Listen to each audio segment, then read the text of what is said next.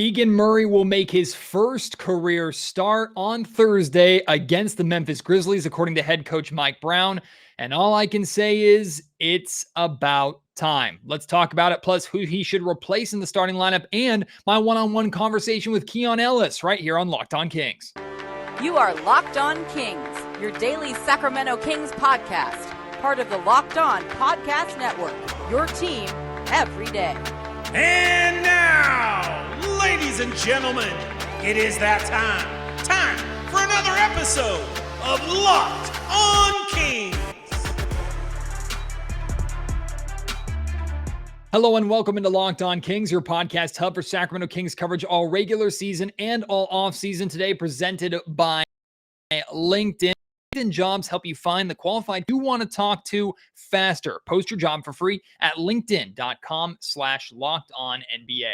My name is Matt George. I have the privilege of being your host here. I'm a Sacramento sports reporter and producer for ABC 10. And if you're new to the show, welcome. It's a pleasure to have you. Hopefully you're a Kings fan, although I do have a lot of fans of opposing teams that listen to Locked On Kings just to check in on the Kings. If so, hope you stick around. If you're a Memphis Grizzlies fan tuning in, getting ready for the Kings and Grizzlies game on Thursday, I'm telling you, you're doomed. You're screwed. Your team's going to lose. It's absolutely written in the stars. You know why? Because Keegan Murray is starting. Okay, not really. I'm not going to be that over the top. But if you are new to Locked On Kings and you didn't follow Locked On Kings over the course of the entire summer and even the preseason, you probably don't realize how big of a Keegan Murray believer I am. And through the entire draft process, that was consistent. I was very happy on draft night, of course, when the Kings took him with the 4th overall pick. We loved what he did in the California Classic, loved what he did in Summer League, loved what he did during preseason. Did talk during preseason about my belief that Keegan Murray should replace KZ Okpala in the starting lineup. At the time, it was somewhat well received. A lot of people believed that KZ Okpala in the starting lineup and bringing Keegan Murray off the bench was the right decision. I always felt that even if Mike Brown started the season, which he did with Keegan coming off the bench, I felt like it was going to be very difficult for Mike to stick with that Keegan Murray and the way Keegan Murray was going to play basketball was going to make it extremely difficult on Mike to not put him in the starting lineup. Now, even though Keegan had come off the bench in his first 2 games, even though the Kings are 0-3, remember, he did not play the first game of the season because he was in COVID health and safety protocols, or was actually just returning from the league health and safety protocols. Despite all that, Keegan is amongst the team leaders, if not the team leader, in minutes played. And in both of the games that he has played, he's been the first guy off the bench into the game for the Kings around the 8.5 minute mark of the Golden State game most recently, and around the 5-6 minute mark in the Los Angeles Clippers game when he made his debut. Keegan Murray starting is the right move. And even if he was already playing a boatload of minutes, even if he was on the floor closing out close games, and closing lineups are more important than starting lineups, it's my belief that the Kings are the type of team, they're in a position where they have to start with their best foot forward. They have to bring their best right out of the gate. Now, with the exception of the Golden State Warriors game, the Kings have not been knocked around horrendously in the first quarter. They've not trailed by a boatload of points in the first quarter. So it's not like not starting has made the Kings horrendous out of the gate, but they haven't been their best. And in all 3 games so far this season, the Kings have trailed at the end of the first quarter. And in 2 of the 3 games this season, the Kings have trailed before making their first substitution. Against the Portland Trailblazers, they were trailing 19-16. Of course, again, Keegan Murray did not play in that game. That was the home opener. Against the Golden State Warriors, the Kings were trailing 12-2 when they made their first substitution, which was Keegan Murray. Now, the only outlier is in Game 2 when the Kings subbed Keegan Murray, the LA Clippers at the time, 12-9. The Kings are at their best when Keegan Murray is on the floor, and it's been perfectly obvious, even if the sample size is just 2 games. It's actually been more than that. Even though it hasn't been with the main team always, and preseason is there are a lot of variables, right? Especially the type of talent that your team is playing against. A lot of guys that are trying to make the roster, in addition to starters who are only playing a small range of minutes. Even in preseason, Keegan Murray has looked like when he comes into the game, he makes the Kings a lot better. During the California Classic and Summer League, he was obviously the best player on that roster, made the team tremendously better. Every single time we've seen Keegan Murray put on a Kings uniform, when he steps onto the floor, the Kings are at their best. So why wouldn't you want to start the game at your best? Keegan Murray starting is the right decision by head coach Mike Brown. But who should he replace? There's a debate, honestly, amongst Kings fans. Do you stick with KZ Okpala and what you know from him defensively, move Harrison Barnes out of the starting lineup and start Keegan Murray at the probably 4 and then move KZ Okpala to the 3, even though they're pretty interchangeable? Or do you get rid of KZ Okpala, who only played, I think, 4 minutes at the beginning of the Golden State Warriors game, take him out, keep Harrison Barnes in the starting lineup where he's been a starter since day one that he arrived in Sacramento, and he's the second longest tenured King behind De'Aaron Fox. So he's been here a good while. Keep Harrison in the starting lineup, move KZ Okpala out, put Keegan Murray probably at the 4, keep Harrison to the 3. Again, both of them are pretty interchangeable. To me, the answer to this question is easy. We're debating about it, and you might disagree with me on this, and that's fine. Let's talk about it. You replace KZ Okpala. Even with how bad Harrison Barnes is struggling. And I just did a podcast, my last episode of Locked On Kings from yesterday. I did had an in-depth conversation with the high flyer Henry Turner, former Sacramento King, current Kings radio broadcast analyst. He and I talked about Harrison Barnes' struggles. I know what Harrison Barnes is capable of, even if he's not showing it. I know what Harrison Barnes can be. I know what Harrison Barnes can do. I believe I know what KZ Okpala can be on the defensive end. And while he's shown good moments defensively, he has not really improved the Kings starting lineup and starting defensive output so significantly that he has to be on the floor there. And quite honestly, on offense, he's an offensive liability. Now, Harrison Barnes has also kind of been an offensive liability to this point, but we know Harrison is capable of working out of that. KZ Okpala, we have not nearly seen that consistently enough. And here's why. Starting Keegan Murray alongside Harrison Barnes is actually a benefit for Harrison Barnes because Harrison becomes the 5th option offensively. He's the 5th option. There's no question about it. When Keegan Murray starts next to Harrison Barnes, it goes Fox, Sabonis. You could argue Huerter or Murray. I'll say Huerter first. Huerter for right now because he's been a starter. Keegan Murray, then Harrison Barnes. That's the order. That's not debatable. That gives opportunity to Harrison. He is going to have moments offensively. He spaces the floor better than KZ Okpala, even with how much he's struggling right now from a three-point perspective. You still have to at least respect a little bit. Or if you choose to outright not respect him, like defenses kind of choose to not respect KZ Okpala on the perimeter, Harrison, I believe, should be capable of and is capable of hitting those outside shots if they're as wide open as we expect they're going to be. That's number one. Number two, though, Harrison Barnes as the 5th option on offense, I expect him to focus solely defensively. The offensive game will hopefully come to him. He will get his opportunities within the flow of the offense. The Kings don't have to draw anything up for him. He doesn't have to work with the ball in his hands, try and post people up, although I do believe Harrison in the post is something that he's gotten away from this season that he did pretty well last season. You put Harrison Barnes in the starting lineup next to Keegan Murray, and Harrison can focus on being a solid defensive presence, which he has not been really since a couple seasons ago. A consistent, solid defensive presence who is far more capable of hitting an outside shot and scoring than KZ Okpala is, who is a solid defensive presence with really no offensive upside. You take a lot of pressure off Harrison Barnes by immediately starting Keegan. Keegan takes a lot of the scoring load. Harrison drops to the 5th option offensively instead of being the 4th option offensively, which there is a significant difference there.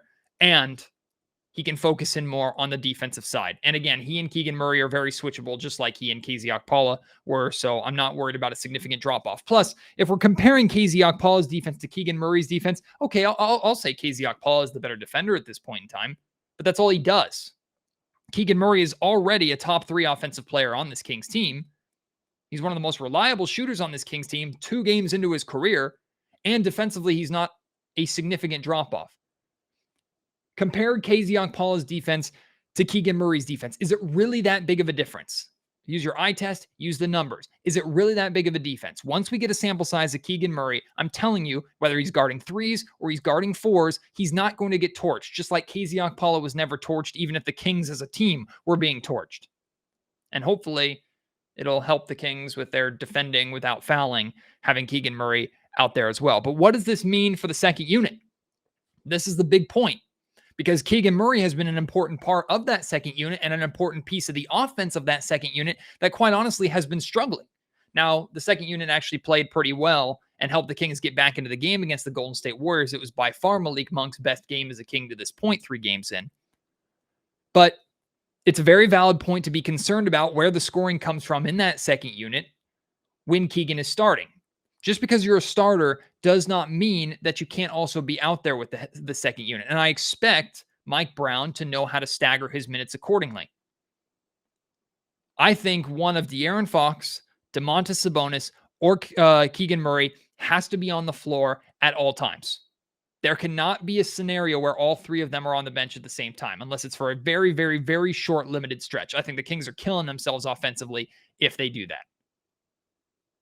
Doesn't matter who else is in the game. But even if one of the 3 of those players is on the floor at all times, Keegan Murray starting means Malik Monk, Davion Mitchell, Terrence Davis, those 3 need to step up as scorers consistently. Not just every once in a while. And Terrence Davis, I thought, has looked pretty good this season thus far. But the game that Malik Monk had against Golden State, he should be able to replicate that the majority of the time he's on the floor. Davion Mitchell offensively, defensively, he's been great. Offensively, he's been fine as a ball handler and fine as a point guard, continuing the style of play that the Kings want to play out when De'Aaron Fox comes out of the game. But offensively, when it comes to scoring, he hasn't done much. I could even maybe add Rashawn Holmes into this list, or maybe Trey Lyles if he gets playing time. I don't know if KZ Okpala falls completely out of the rotation or not. I don't think he should. I still think you can get spot defensive minutes from KZ with that second unit. And if you're struggling at any point with the first unit, hey, one of Harrison Barnes or Keegan Murray is out of the game first. If you need more defense, you could plug KZ Okpala in. I think the Kings should really consider moving Harrison Barnes out of the starting lineup first, or rather substituting Harrison Barnes out and bringing Malik Monk in, going with that 3-guard lineup, or even Terrence Davis, going with that 3-guard lineup that has given the Kings a lot of success in stretches so far this season. A Fox, Monk, Huerter, Murray, Sabonis lineup, a Fox, Davis, Huerter, Murray, Sabonis lineup. I think those lineups can do a lot of damage while also not being horrendous defensively. Mike Brown has options. Starting Keegan Murray is the right move. It's the right play to punch right out of the gate, and the Kings still have enough depth to be able to overcome it. Or if they don't, then they're not nearly as good as we thought they were. I'm a big fan of this decision. Love Keegan Murray starting. Now I want to hear from you. Let me know at MattGeorgeSack on Twitter. Email me, mattgeorgesports@gmail.com, or leave your thoughts in the YouTube comment section down below. Before I share with you my one-on-one conversation with Keon Ellis, a few sound bites from that conversation with Keon, I want to let you know, like I said at the beginning of the show, today's episode of Locked On Kings is brought to you by LinkedIn. And these days, every new potential hire can honestly feel like a high-stakes wager for your small business. You want to be 100% certain that you have access to the best qualified candidates available. That's why you have to check out LinkedIn Jobs. LinkedIn Jobs helps you find the right people for your team faster and for free. LinkedIn Jobs helps you find the qualified candidates that you want to talk to faster. It's why small businesses rate LinkedIn Jobs #1 in delivering quality hires versus leading competitors. They have simple tools like screening questions that make it easy to focus on candidates with just the right skills and experience, so you can quickly prioritize who you'd like to interview and hire. It's like if you're building a starting lineup and you have no scouting reports on any of the players that you have to pick for your team. It becomes a schoolyard pick of a bunch of players that you have no idea about. LinkedIn removes all of that unknown. Post your job for free at linkedin.com/lockedonnba. That's linkedin.com/lockedonnba to post your job for free. Terms and conditions apply. So on Monday, the Stockton Kings held their 2022 media day, and it's actually in the old Sacramento Kings practice facility outside of Sleep Train Arena, or Arco Arena as we know it, in Natomas. Now, of course, Arco Arena has been destroyed, and it was very surreal for me to be out there, to drive past the lot where a building used to be that held so many memories for me as a child. I mean, I grew up in Arco Arena. That was my second home. That's where I fell in love with the game of basketball. That's why I fell in love with the Sacramento Kings. And of course, that's where the best memories in the Sacramento era of Kings basketball are held. To drive past that and to see, now there are a bunch of like tractors and excavators and things like that. I'm not a construction guy, clearly, out there, and they were doing their best to still clear everything out. Like, everything is torn down, and they're now like below ground, basically where the court used to sit and the tunnels used to sit, and they're scraping out and just getting rid of all of the debris and everything. The foundations are still there, so you can still see like the pavement, where it curled and walked into the front door and everything. Like, that's all still there, but there's no building. It's just sky and hole. Very strange to see. Very strange as someone who spent so much time in that building. But anyway, we're in the old Kings practice facility, the Stockton Kings practice facility now. And we got to chat with some of the players. There are a couple actual local players from the Sacramento area. One played at Sac State. One played at Folsom High School. Another one played at Sac High. The guy who played at Sac State also played at Sac High. Christian Terrell was his name, and Jordan Ford was the other one. They're part of the roster. Got to chat with them a little bit. And then I got to have a one-on-one conversation with Keon Ellis, Sacramento Kings two-way player Keon Ellis. And I got the opportunity to ask him a few questions, just one-on-one, spend some time with him. I do apologize. The microphone that we have hooked up, or had hooked up to Keon, kind of bugged out. So we're actually using the microphone that I was using for this. So there's a lot of background noise, and I did my best to edit it to make Keon his voice pretty clear. It's not that bad, but for someone who tries to have good audio every single time I do things, it stood out to me. So hopefully you're able to get through it. I encourage you to try and listen, because I had a lot of fun talking to Keon. And one of the first things I asked him was, even though he didn't get to play, he got to experience a real Sacramento Kings crowd sitting on the bench on opening night, and then game 2 against the Blazers and the Clippers. And Keon talked to me a little bit about what he noticed or experiencing a true Sacramento Kings sellout crowd for the first time. It was definitely more than I expected. Preseason was a lot for me, and I was like, this is a good showing. But then the first game came around, and I was like, okay, well, this is even better. So I mean, it was just something great to see. The fans coming out and supporting, and us trying to make a run for a good season. So it was definitely good to see. The two-way contract is still relatively new in the NBA, and there have been a couple of players that have been two-way contract players that became full roster Kings. One is Damian Jones, who's now with the Lakers. The other is currently still with the Kings in Chimezie Metu. I asked Keon about the importance of the two-way contract and the significance of it for his career. I think it just, it's able to build confidence in a player.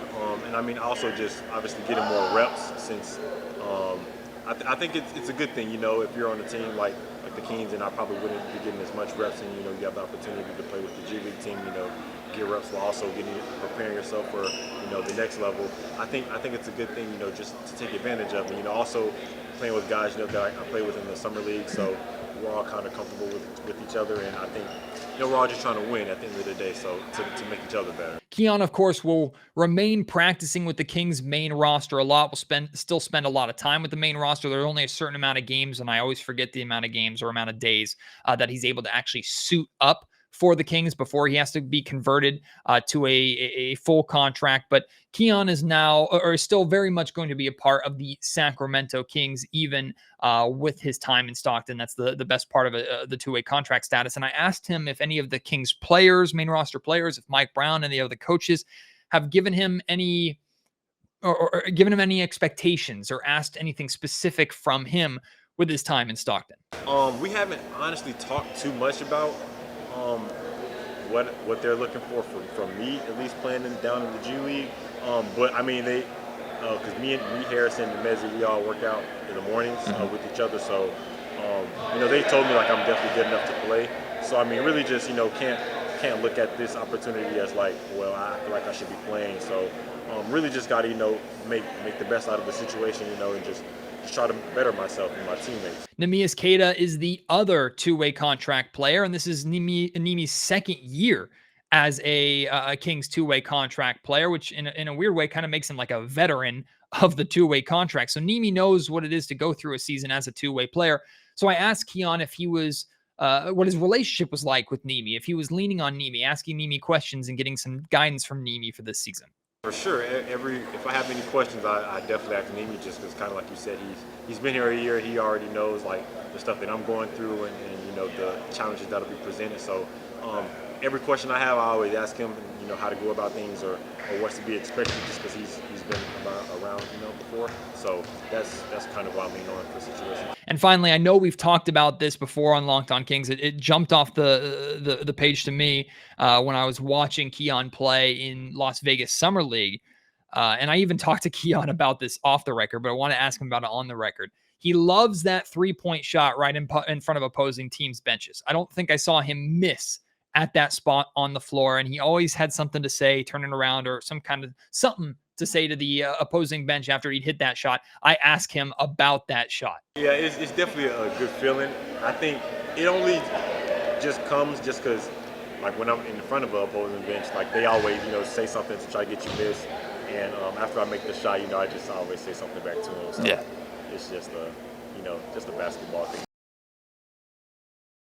Couple things before we go. First and foremost, I wanted to play a soundbite from you, a video for you from Kings practice yesterday. So Kings practice on Tuesday.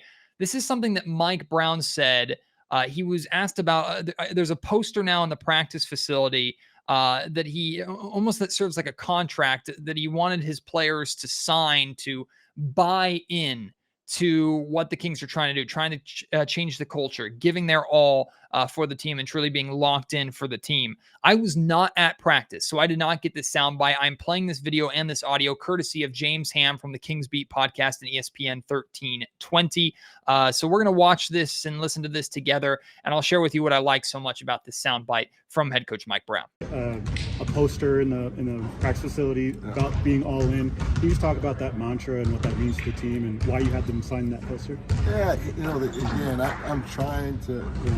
We're trying to create a winning culture here, and there's a few things that go into that, which I've already explained. And when you hit adversity, like some people may think we're in now, because we've lost, because you're not playing, because you expected to play more than what you thought, because you expected to get more shots. When those things creep in, are you still all in what our game plan is as a team? You know what your role is. Are you still all in and embracing your role, where you're just going to accept it, where you got 1 foot in and 1 foot out because things are going bad now, or we hit a little adversity, you're going to creep over here. So you can say, well, I ain't playing, so I ain't part, That's why that's up there. This year is about us being all in. It's a big year for us. It's a transition year, going from here to trying to get to here. And it ain't gonna happen just because we feel like we got some talent, or because we feel like we worked hard during the preseason. It's gotta be a constant thing that we do every day when we come to the gym. And even when you're not in the gym, you gotta take care of your body. You gotta get your sleep, and you gotta eat right, and all those other things. So all in just means that, hey, because I told you guys, if you don't want to sign it, you don't have to. You don't have to. When you value something in them, when you value your house, you value your car, when you got those things, what do you have to do? Sign a contract. Now, if you don't value this, because there are a lot of things that you don't value that you didn't sign a contract on, then don't sign it. And I would not take it personal. And that gives you the right to kind of be in and out when you want to. But everybody signed it. So whether the times are good or the times are bad, we have to all be in, all be on the same page, and all try to create this winning culture together at all times. Again, that audio and that video courtesy of James Ham from ESPN 1320 and the Kings Beat. Go and check out the excellent work that the Kings Beat does, the Kings Beat podcast with James, Sean, and Brendan. They do a phenomenal job over there, and I appreciate them being or allowing Locked On Kings to kind of snatch that audio up a little bit. Got to give them love for that. But I loved that soundbite. I loved everything about that from Mike Brown, having a poster that says all in and treating it like a contract, putting the expectation or the ownership of that on the players, saying, look, if you don't want to sign it, if you don't prioritize this, you don't have to sign it. And I understand that kind of puts players in a weird spot. Imagine if, I'm not going to name a name because I don't want to suggest or insinuate that any player would not be happy with their role or anything, but player 15 at the end of the bench looks at that and goes, I don't want to sign this. I'm not clearly a part of this team. That makes him look like an ass in front of his entire team, right? Or it certainly doesn't look good. So I know Brown was kind of putting pressure on his team in that sense, but to get everyone to willingly sign suggests, okay, you prioritize this. You agree that we are all going to be all in and connected and dedicated to doing what's best for the team and sticking to what we believe will get us to the finish line. I love that from Mike Brown. I love the fact that, I don't know if you caught it, but he mentioned in there, like, knowing your role, but buying into it completely, having 1 foot in and 1 foot out. Whether he knows it or not, he's speaking directly to the Sacramento Kings of the last few years, right? How many players here in Sacramento knew what their role was, but they weren't very happy with it? Of course, there were issues of players not knowing what their role was, and that's a failure on the coaching staff, and the Kings have certainly dealt with that in the past. But there have been certain players who knew what they were supposed to be doing, but didn't buy into the way that they were supposed to be doing because they wanted to do things their way. And especially when the Kings would start to lose and things would start to fall apart over the course of the game, everybody would kind of resort back to not team basketball, but individual ISO basketball and just doing all the things that they think is the best. And then you have a completely disjointed team that gets their ass kicked by a well-oiled machine, which is another NBA team that just comes in and has their way with you, right? I love what Mike Brown is doing, putting the ownership on his team, saying we're trying to change the culture here. This is what it requires. And just because we had a good preseason and just because we have a lot of talent on this roster doesn't mean that it's going to be given to us and that we're just going to deserve it. We have to earn it. Everything that Mike Brown said there, I thought was gold. If you want to respond to some of the stuff that Mike Brown said, please do so. And one of the things I'm trying to do now is get your responses more involved in the show. If you haven't checked out my podcast yesterday talking about Harrison Barnes and his struggles with Henry Turner, please go back and do that. But got a lot of responses to that, and I wanted to read a couple of them and involve them in the show a little bit. One of them is from Francisco Garcia, and I don't believe, as far as I understand, this is not the Francisco Garcia that used to play for the Sacramento Kings. Francisco says, move Harrison Barnes to the 4. Let him work in the post. Keegan should be starting at the 3. Now, Francisco posted this well before it was announced today that Keegan would be starting. I don't think Keegan starting at the 3 or Keegan starting at the 4 is going to matter all that much, except for, I guess, the size of defender he's going to be facing. I'm 100% okay with Harrison Barnes handling the 4 more. It just depends on who the opposing team is going to use to guard Harrison Barnes. You don't get to choose that. You can choose who you guard. You don't choose who guards you. So if Harrison Barnes lines up as the 4 and guards the opposing team's 4, that's great. Or rather, excuse me. If Harrison Barnes tries to take advantage of a 3 guarding him, a little more of an undersized 3 in the post, that's fine, but he doesn't get to choose that. Opposing teams might put their 3 on Keegan Murray, or they might put their 3 on Harrison. So I don't think it's that big of a deal whether or not Harrison plays the 3 or the 4. I think Keegan is a little bit faster and more fluid than Harrison, which is an argument for why Keegan should play the 3.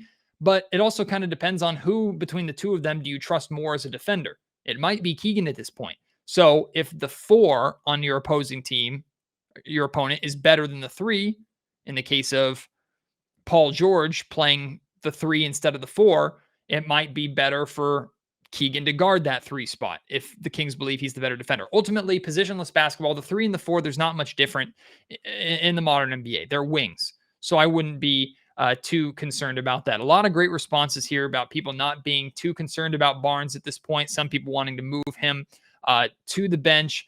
From Joe Stewart here, he says, my personal starting lineup would be Fox, Murray, Sabonis, Herter, and Terrence Davis.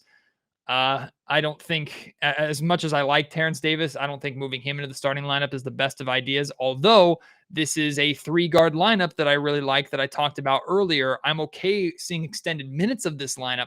I have concerns defensively with this lineup unless Terrence Davis really locks in as a 3 or a 2.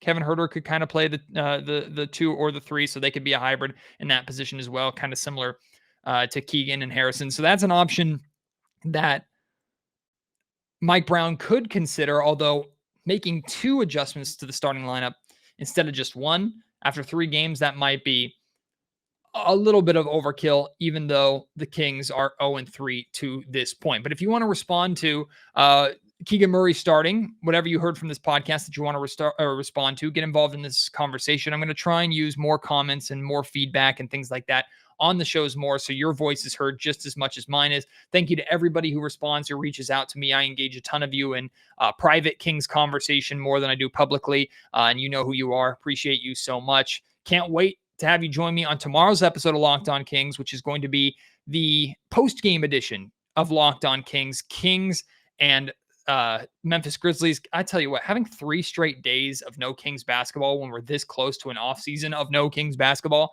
it's criminal by the NBA. Even if I think it's good for the team for them to have that time to work together and fix mistakes, it's hard for us, isn't it?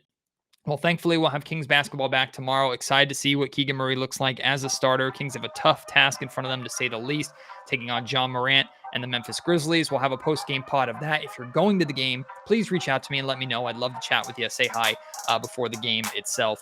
I'm typically around the concourse and up in the media section and stuff well before the game starts, so would love to bump into you and say hi.